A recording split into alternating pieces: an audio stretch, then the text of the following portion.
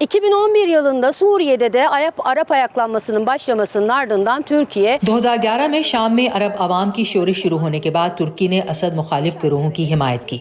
इस तनाजुर में तुर्की ने अपनी सरहदें शामियों के लिए खोल दी और लाखों शामी शहरी नकल मकानी करके तुर्की में पनाह लेने पर मजबूर हुए। इसके बाद के बरसों में तुर्की ने फ्री सीरियन आर्मी के नाम से असद के खिलाफ मुत्तहिद होने वाले मुसल्लह गिरोहों की खुलकर हिमायत की और सियासी तौर पर मदद भी की। असद मुखालिफ गिरोहों का एक मरकज इस्तांबुल था। फिर आगे चलकर तुर्की ने इन मुसल्लह गिरोहों के लिए अपनी हिमायत में इजाफा किया, जबकि फ्री सीरियन आर्मी ने अपना नाम बदलकर सीरियन नेशनल आर्मी रखा।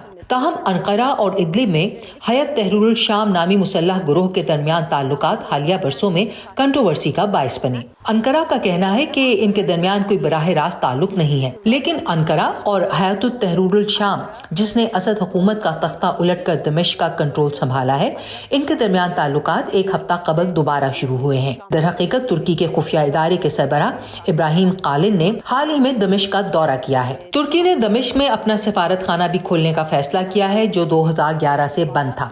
आप मेरे पीछे दमिश्क में तुर्क सफारत खाने की इमारत देख रहे हैं, जहां सफीर तैनात कर दिया गया है। गुज़श्ता रोज सफारत खाने पर तुर्क परचम भी लहरा दिया गया है और तवक्को है कि आने वाले दिनों में सफारत खाना पूरी तरह काम शुरू कर देगा। इस बात का कभी इम्कान है कि आने वाले दिनों और महीनों में अनकरा और दमिश्क के ताल्लुकात मजीद मजबूत होंगे। इसकी वजह यह है कि तुर्की शाम में कुर्द सियासी और अस्करी ढांचे को अपने लिए खतरा समझता है। इस पस मंजर में तुर्की शाम के साथ इत्तेहाद करना चाहता है, लेकिन इस सूरत हाल में ये नहीं भूलना चाहिए कि तुर्की के अलावा मुख्तलिफ ममालिक जैसे अमरीका, रूस और सऊदी अरब भी शाम में असो रसूख कायम करने के लिए जिद्दोजहद कर रहे हैं।